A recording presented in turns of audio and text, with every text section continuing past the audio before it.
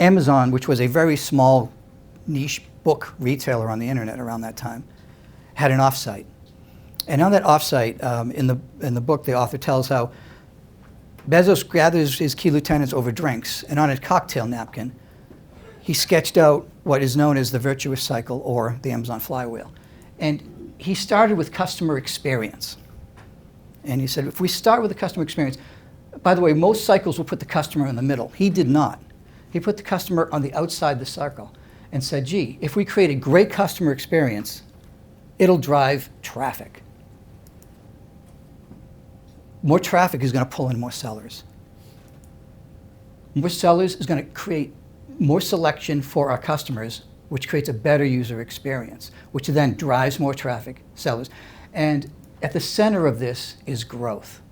And that's what the Amazon really focused on, is A, creating this cycle, getting these 4 points in the cycle nailed down, and having them self-generate, help drive, so the selection drives better customer experience. They drive each other in a way that builds momentum. The other thing they did is they removed friction.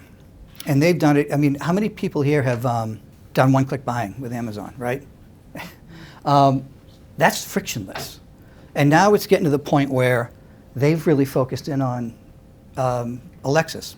At some point, Alexis, buy my socks. You know, talk about a frictionless experience. They've replicated that at other points in the cycle for bringing on sellers, for sellers to bring in better selection.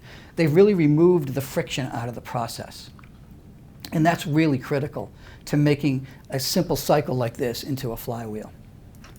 So how does that relate to product? So the product is really, it's often looked at this way. It's discovering what to build, and then it's delivering it, or then building it. And the way we look at it mainly is delivery, a lot of places, is agile, right? So it's build, test, deploy, and an iterative cycle. On the discovery side, it's not so often. I mean, this is more like, gee, we have ideas, we justify them, we build a roadmap, we build requirements, we do design, and then we iterate, right? It's very waterfall into Scrum, or into Agile. And what we really want to know is the idea good? And we don't know that until we actually have it out there. Otherwise, it's assumptions. These are all assumptions along the way. I like viewing it this way: build the right thing, build the thing right, build the thing fast, because no one can argue it. Any CEO, anyone in the company, everyone wants to do this. Whether they can or not is a different story. 2 of the 3 aren't bad. In the mid-90s, I was at a company called Delphi Internet, which was acquired by News Corp. And the head of development had a great saying. He said, good, fast, cheap, pick 2. When everyone asked him a question, good, fast, cheap, pick 2. You can't pick 2 here. Build the right thing, build the thing right, long-term time horizon. The market will likely shift. And by the way, if it's a long-term time horizon, I question whether you can even build the right thing. Build the thing fast, build the thing right. Great software, users don't need and probably won't use. And then build the thing fast, build the right thing. Short-term value, long-term issues. Sticking with this as a foundation, though, I want to look at it through a different lens. Build the thing fast, build the thing right. That's really agile delivery. And Joe's laughing because the day he and I met, we had a spirited debate over, and his point, and it's a good one, is that this is all agile. If you read the Agile Manifesto, it covers all 3 of these things, and it does. But every agile transformation I've seen, my colleagues have seen, it really deals with these 2. It seldom even broaches build the right thing. So we agree to disagree, and when I usually do presentations with Joe, and it says continuous delivery, not agile delivery. Luckily, he didn't want editorial approval of the presentation before I brought it. Build the thing fast, build the right thing. That's continuous discovery. Anyway, I'm going to get a little bit into this. We obviously have an hour. There's some great resources. Teresa Torres, if you have heard of her, she does a great blog that really drives deep into continuous discovery. and then the downslope of the cycle, validated learning. So these flowing together start to become a cycle where each one can potentially drive to the next. And that is what we call product agility. These agile delivery, continuous discovery, validated learning flowing together.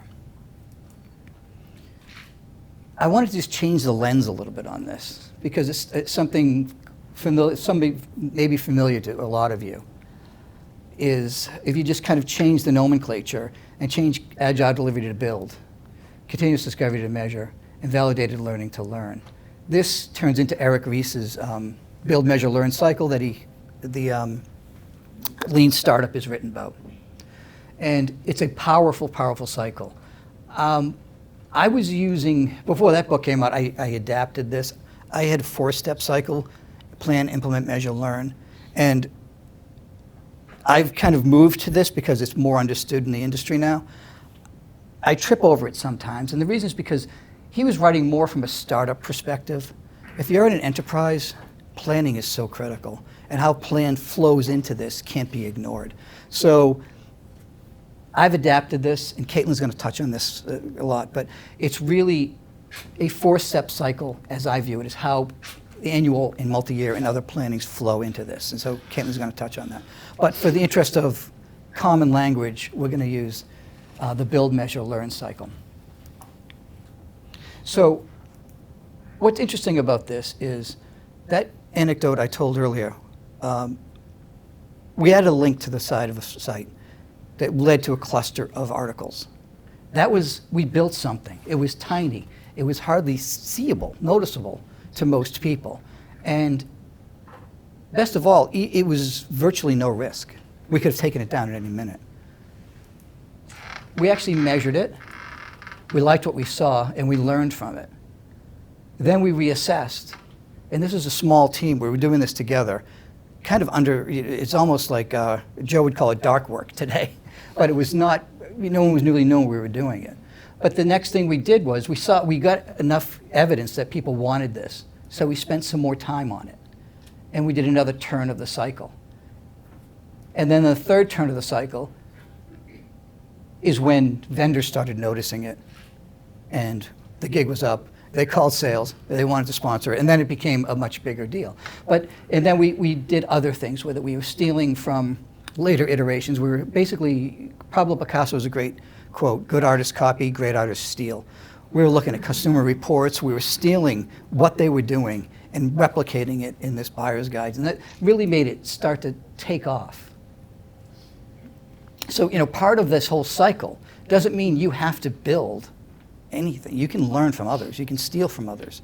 Trish, one of my colleagues at Slalom, has a story, it was at Vistaprint. Yeah. Basically went off and wanted to build something. They went and looked at that feature from every other vendor, competitor, and user tested it. And then took the best of it, and that's what this started with. So it's a great way to view it. So, Flywheel. There's 3 things that I mentioned earlier. To make this a flywheel, it's got to be self-sustaining.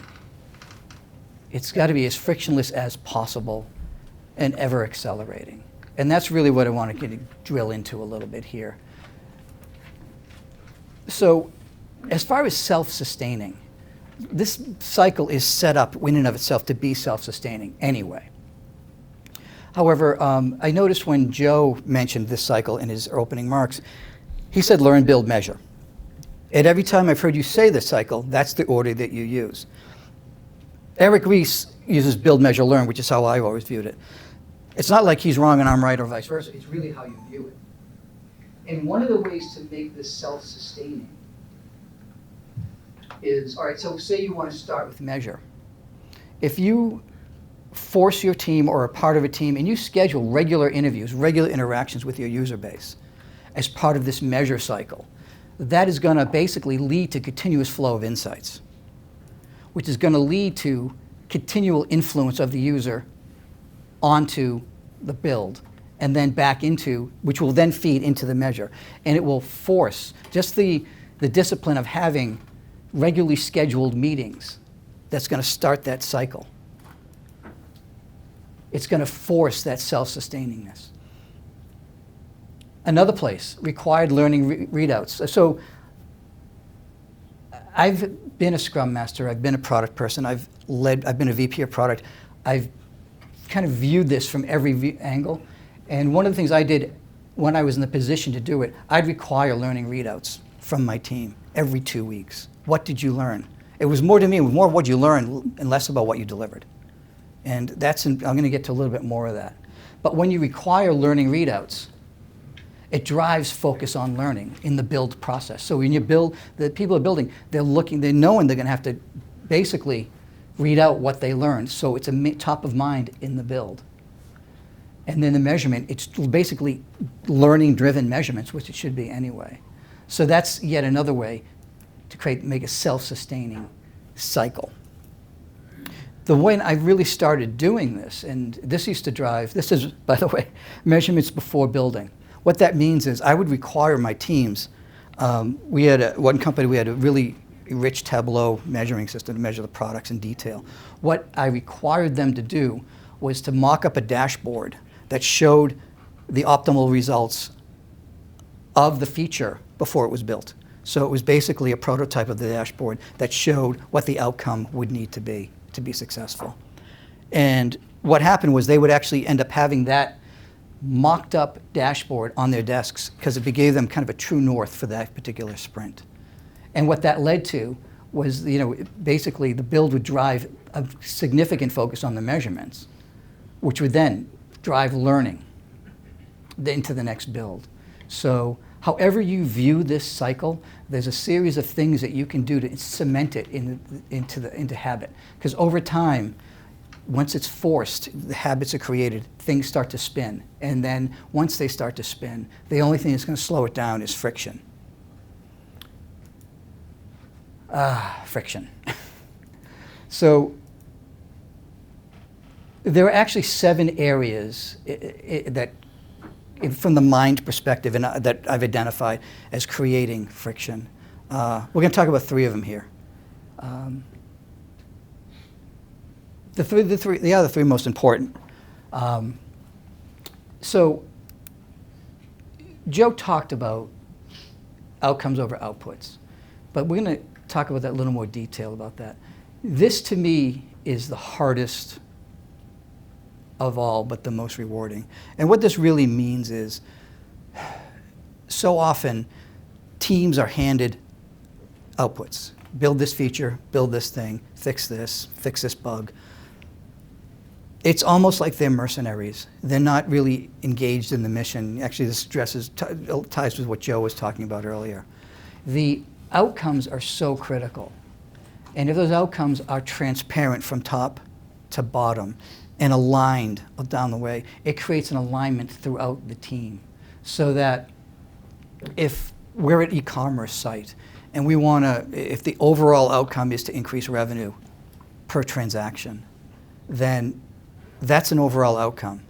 Now we can sit there and say, dictate to the team, make the button red, make it bigger so people buy more. They'll do that. And they'll go home at night and sleep, and they'll come back and do what you tell them the next day. But if we hold them accountable to test and figure out how to make things more, how to create more, allow people to buy more per interaction, that's a different animal. It's a different way to look at it. You can really get them focused on embracing uncertainty. And this one I'm going to drill a little bit further into, because embracing uncertainty is it's a mindset, but it's also a cultural shift in the company, and it addresses the executive level all the way down. Embracing uncertainty is really about knowing, all right, we know what outcomes we need to produce. We now all agree we don't know how to get there. But we do know we can iterate and test our way to it. And the key is that the team has to be focused on solving the problem, not the solution. So often what you see is, an engineer is just they're problem solvers. They have a solution. Okay, I know what it is. Let me jump into the solution and I'll build it. No, it's going to be pulled up to say, is that solution actually creating the outcome we need? And you only know that by embracing uncertainty or testing along the way. So there is something called assumption mapping, and it's more of an exercise. But one of the things we want to talk about here is understanding that there's a lot of assumptions when you're trying to produce an outcome. It's important to map and understand those, what the assumptions are. And this is one little tool we like to use. So if you look at is uncertainty low or high, and is importance low or high? And it's up here where importance is high and uncertainty is high, is where you need to start. That's where you start your testing. Does everyone here know what an MVP is? So, MVP, by the way, it was Frank Robinson coined that term in 2001. A lot of things happened in 2001 that have to do with Scrum. But it's minimally viable product. It's, and I like to kind of look at it as what's the lowest effort for the highest value. And I used to really embrace these and really focus on them. And what I realized over time is that value is an assumption. And it's seldom right. It's quite often wrong. So, and I think a lot of other people have realized this because there's something new kind of on the horizon, which is minimally viable experiment, which looks at effort still over learning. So really, what's the minimal effort to bring the highest amount of learning in the context of what we actually wanted to learn? And when you look at it from that perspective, you can take a series of small experiments, and together they can become your MVP. And in this case, if you've gone through this process, your value is most likely no longer an assumption. You've pivoted, paused, and proceeded to the point where you now understand truly where the value is, as opposed to just assuming. So the third mindset is aligned autonomy. Yeah, so, can I ask? yes. When you get to B, C, and D, as we mentioned earlier, what's B could be the alternate B, or what's C Yeah, it could be. totally Yeah, different. B might not even be needed. You might not even need it. Right, exactly. It totally morphs based on what you've learned as you go. Right, but the only way you'll reach that, and that's a good point, the only way you'll reach that if the team is focused on solving the problem, not the solution, right? And it sounds subtle, but it's a seismic shift in thinking. So, as the organization is aligned on outcomes and equipped to embrace uncertainty, by the way, embracing uncertainty, I should mention, it's easier at the team level than at the executive level. It is hardest there because there's a lot of uncertainty that they need to relinquish to the teams to figure out what they want. They want a roadmap. You're going to deliver feature A, B, and C in Q3 next year. That's what they want. In reality, they don't want that. What they need is the outcomes the business needs delivered in a timely fashion. But if you deliver exactly what they want in the time they want and it doesn't produce the outcomes, then it doesn't help anyone. It may help you bonus for that quarter, but. So aligned autonomy. So outcomes over outputs. We know where we're going. That's our true north. We get to produce these outcomes. We can iterate and check in constantly. Inspect and adapt at a sprintly, at a quarterly basis in outward. But the key is that the teams are aligned yet autonomous. It is a balance between those two things. And Spotify does a great job of kind of looking at alignment and autonomy. So if you're an organization that's low autonomy and low alignment, it tends to be an organization that's heavy on micromanaging and a culture of indifference where people really don't care. Tell me what to do and I'll do it. If this is the goal, people aren't really heading in that direction. Teams aren't heading in that direction. If it's high autonomy, low alignment, this tends to be startups, by the way, in my experience. Organization is entrepreneurial. The culture is chaos. People are working hard, but they're not moving in unison towards an overall goal. So high alignment, low autonomy, it's an authoritative organization, very conformist culture. So people who really conform and do what they're told will excel in this environment. Has anyone not worked at one of these? I usually ask who's worked at these companies. Has anyone not worked at a company like this? I grew up in it. Yeah, exactly. And then, of course, there's aligned autonomy, where it's an organization that's innovative, a culture that's collaborative. And that's everyone driving towards the same outcome, understanding. And actually, I was thinking about these lines should probably be jagged lines because they're iterating along the way towards what they believe is the ultimate goal. So those are three key areas that remove friction from this cycle and really create a flywheel environment where things start to really ever accelerating, which is the last part of what is a flywheel. It's really a cycle that makes sense. Measure, learn, build, build, measure, learn, build, measure, learn. It's self-sustaining. It's constantly being nurtured at every point. The friction is removed as much as possible. And that's really where it kind of flows together.